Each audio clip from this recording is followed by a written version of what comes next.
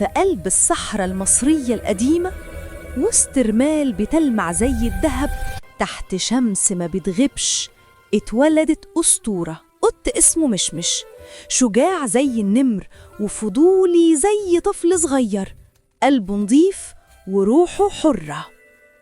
اتولد مشمش في قصر الملكة كليومياو، الحاكمة الحكيمة لمملكة القطط الفرعونية باستيتا. كانت جميلة زي الأساطير، فروها أبيض ناصع زي اللؤلؤ، وعينيها خضرة بتلمع بالحكمة والدهاء. لكن في يوم حصل اللي محدش كان متخيله، ظل غامض بدأ يمتد فوق الأهرامات، والسر عين رع، الجوهرة المقدسة اللي بتحافظ على توازن النهار والليل، اختفت. القصر اتقلب، الكهنة بيصرخوا والجنود القطط بيجروا في كل مكان، الخوف في العيون والشكوك بتزيد. بس مشمش بقلبه الطيب حس إن فيه لغزة أكبر من مجرد سرقة. قرر يبدأ الرحلة لوحده، بس الملكة كليومياو وقفته، ادته خاتم الأونيكس الأسود رمز الحماية الملكية، وقالت له القوة الحقيقية مش في العضلات يا مشمش، دي في قلبك.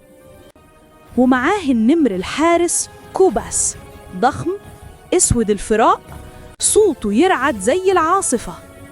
صاروا سوا في الصحراء، عواصف، رياح، رمال بتتحرك كأنها حية، حد ما وصلوا وادي الرياح الهمسة.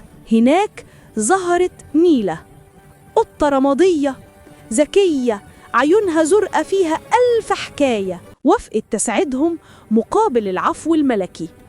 بس المفاجأة كانت أكبر من كده، الخاين الحقيقي كان جوه القصر، الكاهن سوبك مياو، اللي حاول يستخدم عين رع عشان يستدعي الإله المظلم سيخمور ويستولى على المملكة.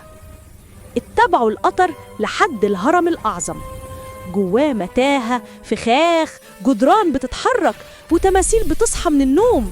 المكان كله مليان سحر، أصوات الرياح والرموز بتنور لما مشمش يلمسها. وفي أعماق المتاهة ظهر تمثال راعي العظيم، كلمه بصوت من نور وقال له يا مشمش، ضيق هو اللي هينقذهم. فخرج من التمثال شعاع ذهبي شكل جناح من نور حوالين مشمش، طار دي جوه الهرم وأنقذ أصحابه من فخ الرمال المتحركة. لكن المعركة الحقيقية لسه جاية. وقف الكاهن سوبك مياو متحول لقط عملاق، رموزه سودة وعين رع منورة في صدره. المعركة كانت ملهمية، النور ضد الظلام، الشرارات بتطير والجدران بتتلقلق، كل قفزة بتسيب قطر من لهب وكل حركة بتنور المكان. في اللحظة الحاسمة استخدم مشمش خاتم الأونيكس، انفجر نور قوي ملا الهرم كله، رجعت عين رع لمكانها. سوبك وقع على الأرض صوته مكسور وقال سامحني يا مشمش. بصله مشمش بعطف ومدله إيده، الرحمة غلبت القوة. رجعوا الأبطال القصر وسط تسقيف وفرحة.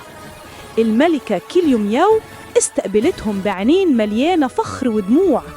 نصبت مشمش حامي مملكة باستيتا، ونيلة بقت رئيسة حرس الأسرار الملكية، وكوباس رجع للصحراء حارس البوابة الأبدية. وفي الليل لما القمر طلع فوق الأهرامات، بس مشمش للسما وشاف عين راع بتلمع كأنها بتبتسم له. نورها قال له بهدوء الخير عمره ما بيغيب طالما في قلب بينبض بالرحمة.